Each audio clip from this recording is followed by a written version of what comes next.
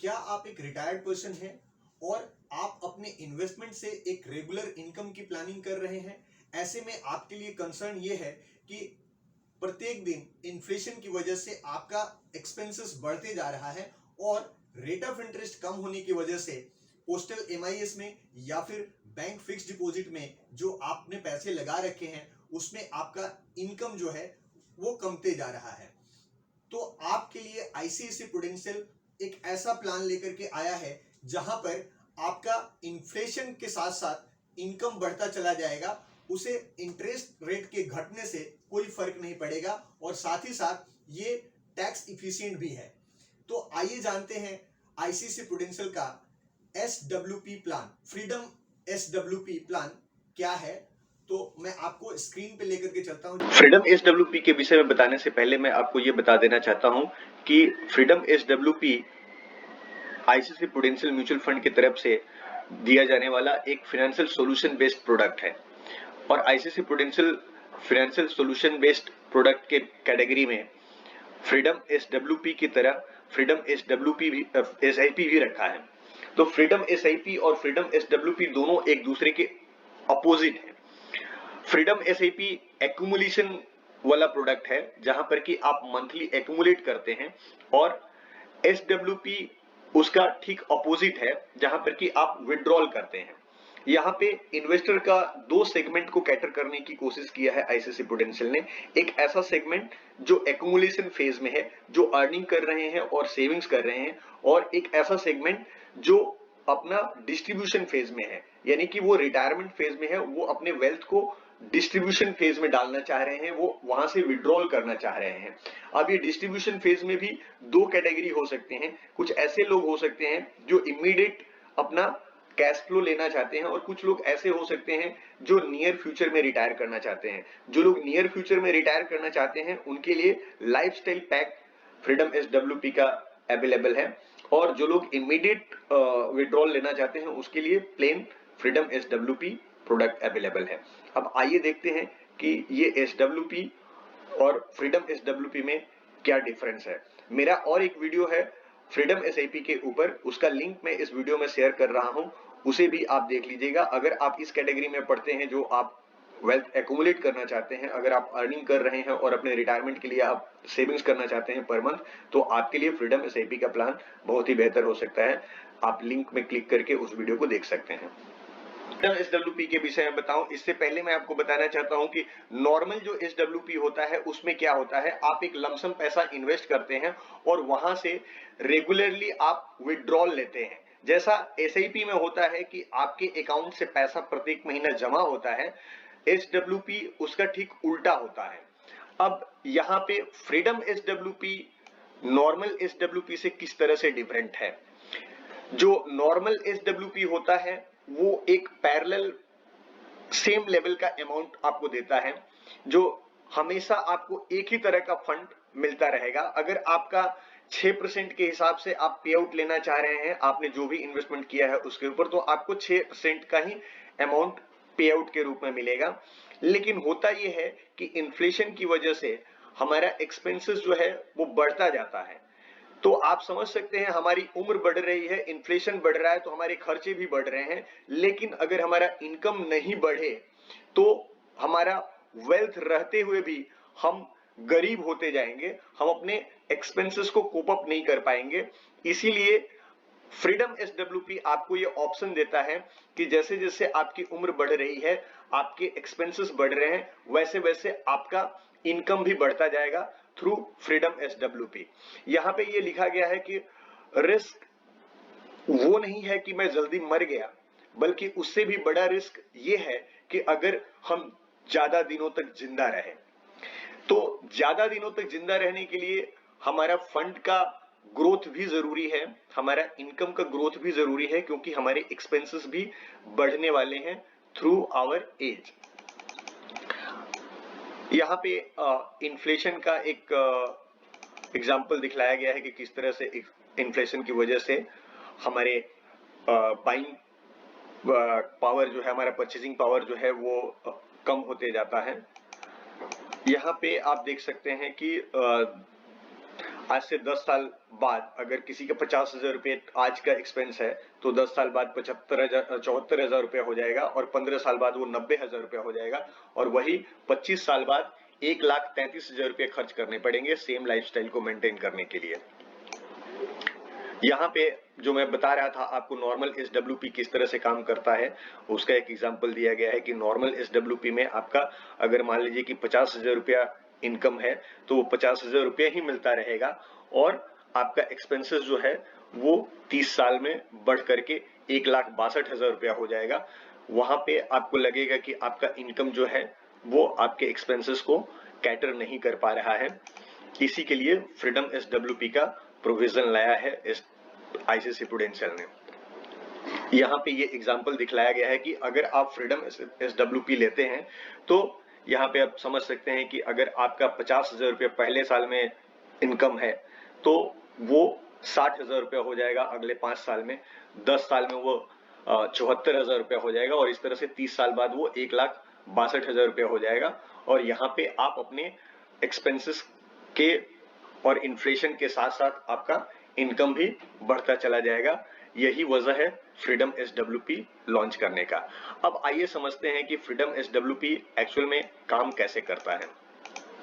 यहाँ पे आपको करना होता है कि आपको जो एलिजिबल स्कीम्स हैं ICICI प्रूडेंशियल की तरफ से, वो एलिजिबल स्कीम्स के लिस्ट से आपको स्कीम्स सेलेक्ट करने होते हैं और आपको एक अमाउंट फिक्स करना होता है कि आप कितने रुपए इन्वेस्ट करेंगे और उसके बाद से आप ये चूज करते हैं कि आपका 6% पर एनम के हिसाब से अगर आप SWP लेते हैं और 3%, 4% और 5% ये 3 वेरिएंट अवेलेबल है कि आप ये टॉप अप अमाउंट चूज करते हैं। टॉप अप अमाउंट का मतलब हुआ कि आपका SWP का अमाउंट जो है वो प्रत्येक साल 3% के हिसाब से या 4% के हिसाब से या 5% के हिसाब से बढ़ता चला जाएगा।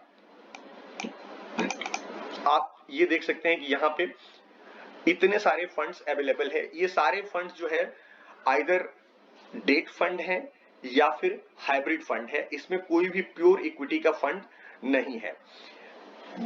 प्योर इक्विटी का फंड इसलिए नहीं रखा गया है कि प्योर इक्विटी में आपका रिस्क ज्यादा हो जाएगा, इसीलिए आप हमेशा अगर हाइब्रिड फंड से या कंजर्वेटिव हाइब्रिड फंड से के थ्रू सिस्टमेटिक विड्रॉल लेते हैं तो आप सेफ जोन में रहेंगे, आपका रिस्क भी कम रहेगा और स्लोली एंड स्टेडली ये फंड ग्रो करता रहेगा।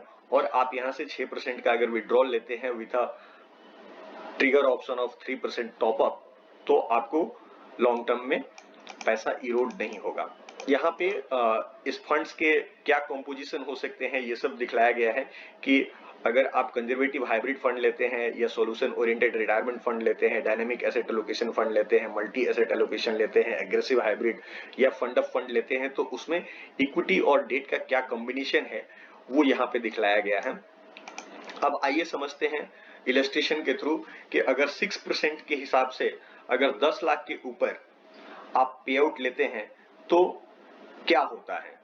पहला जो 12 महीने का पे आउट होगा वो 5,000 रुपया होगा। नेक्स्ट 13 से 24 महीने का जो पे आउट होगा वो 5,150 रुपए का होगा, क्योंकि ये बढ़ता जा रहा है। और इस तरह से आप देख सकते हैं कि ये 4% के रेट से अगर आप टॉप अप लेते हैं तो ये 5,000 फर्स्ट ईयर में और 5,200 सेकेंड ईयर में, उसी तरह से 5% टॉप अप अगर करते हैं तो 5,000 रुपया फर्स्ट 12 मंथ्स और नेक्स्ट 12 मंथ्स आपको 5,250 रुपया मिलेंगे। और इस तरह से 10 साल तक चलाने के बाद अगर 5% टॉप अप में है तो 10वें साल का जो आपका सिस्टमेटिक विड्रॉल अमाउंट होगा वो 7,757 रुपया प्रत्येक महीने का होगा। वही अगर आप 3% टॉप अप के हिसाब से अगर विड्रॉल करेंगे तो 10वें साल में जो आपने शुरू किया था 5,000 रुपया का सिस्टमेटिक विड्रॉल वो बढ़ करके हो जाएगा 6,524 रुपया प्रत्येक महीने का।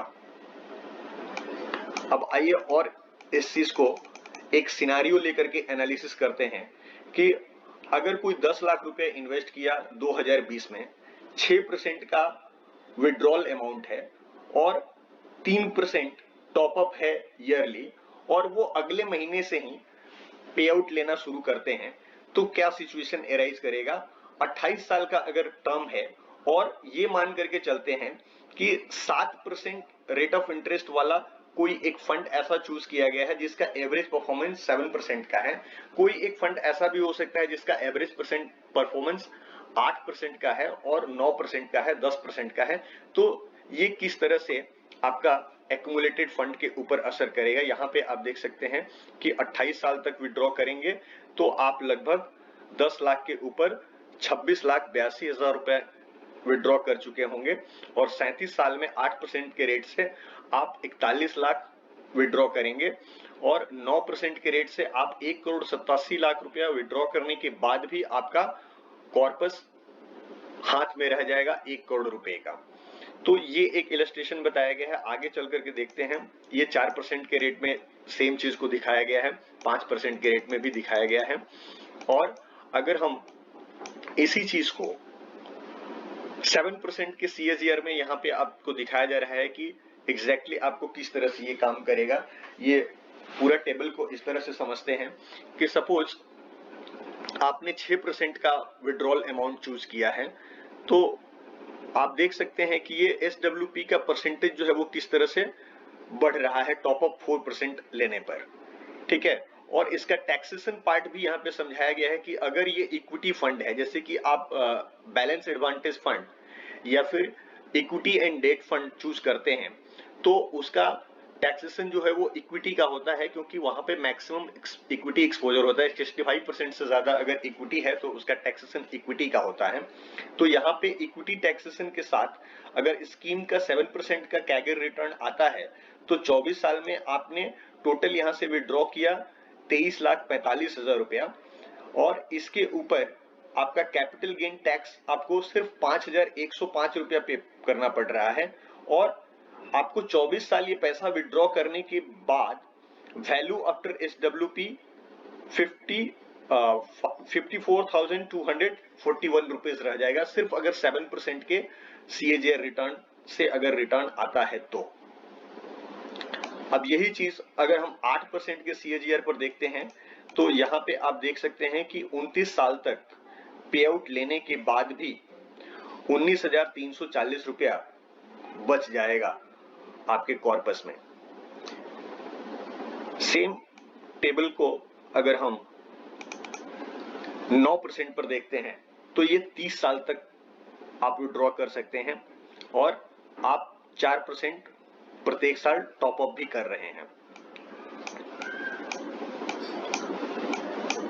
अब अगर एक बैकडेटेड टेस्टिंग अगर किया जाए ICICI प्रूडेंशियल बैलेंस एडवांटेज के साथ में, तो हम यहाँ पे देख रहे हैं कि अगर आज से 10 साल पहले 10 लाख रुपया किसी ने इन्वेस्ट किया होगा 2006 में with SWP of 6% per annum और 4% का टॉपअप के साथ में, तो आज के डेट में किस तरह का फंड विड्रॉ होता और क्या कॉर्पस खड़ा होता, उसका एक बैक टेस्टिंग कैलकुलेशन यहाँ पे दिखलाया गया है। कि यहाँ पे आप देख सकते हैं कि पहला साल 5,000 रुपए करके विड्रॉ हो रहा है, दूसरे साल 5,200, तीसरे साल 5,400 और इस तरह से फरवरी 2021 में आपका विड्रॉल अमाउंट बढ़ करके 8,658 रुपीज हो रहा है। मंथली पे out during last 169 month, almost 14 years withdrawal होने के बाद फरवरी 2021 में सिनेरियो क्या खड़ा हो रहा है वो यहाँ पे आप देख लीजिए। Total pay out till date 11.06 lakhs, 14 years में आप 10 लाख रुपए डाल करके 11.6 lakhs विड्रॉ कर चुके होंगे। करंट SWP अमाउंट आपका 8,658 रुपीज होगा और 1,03,000 रुपया पर एनम, और ये सारा पैसा विड्रॉ करने के बाद भी आपका फरवरी 2021 में 14 साल के बाद 10 लाख का कीमत 18 लाख रुपया अभी भी दिखला रहा होगा। और इसमें अगर कैपिटल गेन की टैक्सेशन की बात करें तो सिर्फ 885 रुपीज आता है। यहाँ पे टैक्सेशन का भी डिटेल्स दिया हुआ है कि short term capital gain tax जो है वो 17.94% कंसिडर किया गया है और long term capital gain tax जो है वो 11.96 कंसिडर किया गया है। और ये मान करके इसका कैलकुलेशन किया गया है कि आपका और कोई लॉन्ग टर्म या शॉर्ट टर्म कैपिटल गेन नहीं है और ये सिर्फ आपका SWP का ही कैपिटल गेन हो रहा है उस हिसाब से इस कैलकुलेशन को दिखाया गया है।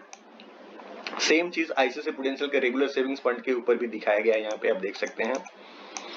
यहाँ पे आपको आईसीआईसीआई मल्टी एसेट फंड के ऊपर दिखाया गया है।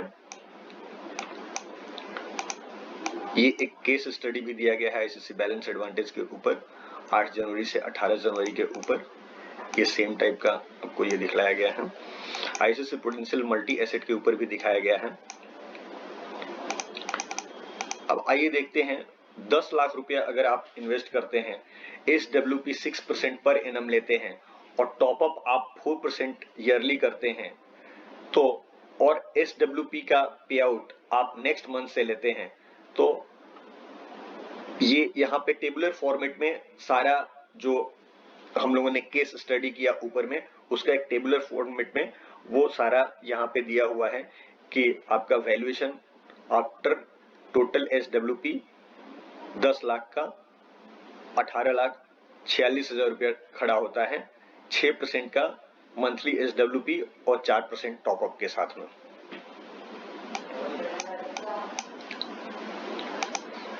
Case study of freedom SWP versus fixed SWP। अगर हम फिक्स्ड SWP करते तो उसमें क्या खड़ा होता, और अगर हम ये टॉप अप SWP कर रहे हैं यानी फ्रीडम SWP कर रहे हैं, तो उसमें क्या सिचुएशन एराइज हो रहा है। आप देख सकते हैं कि इन्वेस्टमेंट अमाउंट सेम है, 10 लाख रुपए दोनों में ही इन्वेस्ट किया गया है, और टोटल कैश फ्लो रिसीव्ड अगर नॉर्मल SWP होता है तो उसमें 17 लाख रुपया आप पे आउट पाते हैं, और वहीं पे फ्रीडम SWP में आपको चूंकि 4% से आपका प्रत्येक साल कैश फ्लो बढ़ रहा है, तो यहाँ पे आपको 19,52,000 टोटल पे आउट आ रहा है। और करंट वैल्यूएशन भी अगर आप देखें तो नॉर्मल SWP में 58.96 लाख क्लोजिंग वैल्यूएशन आता है, जबकि इसमें 65.34 आ रहा है, क्योंकि इनिशियल ईयर में आपका विड्रॉल अमाउंट कम रहता है और जैसे जैसे विंटेज बढ़ता है वैसे वैसे आपका अमाउंट बढ़ रहा है, इसलिए लास्ट में आपका वैल्यूएशन जो है वो बढ़ा हुआ दिखला रहा है। स्टार्टिंग मंथ पे आउट आपका SWP में 8% फिक्स रखा गया है, इसलिए यहाँ पे 6,667 है, लेकिन यहाँ पे स्टार्टिंग अमाउंट जो है वो 5,000 रुपए रखा गया है, 6% के हिसाब से रखा गया है और 4% टॉप अप रखा गया है।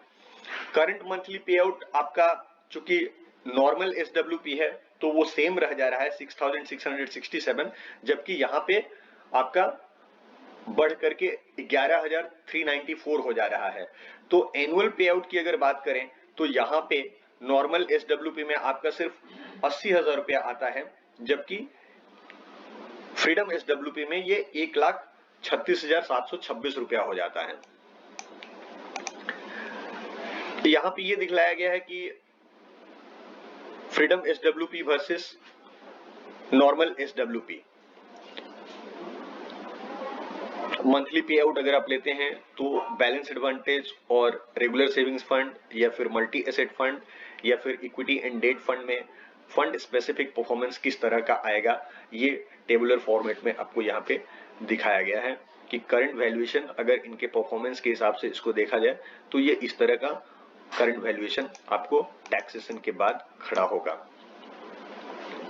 यहाँ पे एनुअलाइज पे आउट का एक कैलकुलेशन दिखाया गया है कि एनुअलाइज अगर पे आउट आप लेते हैं तो आपका फ्रीडम SWP और फिक्स्ड SWP में आपका कॉर्पस क्या खड़ा होगा, एनुअलाइज्ड पे आउट का एवरेज रिटर्न क्या आ सकता है, वो यहाँ पे दिखलाया गया है कि फ्रीडम SWP में आपका currently 11.39% ICICI prudential balance advantage का रिटर्न बैठ रहा है।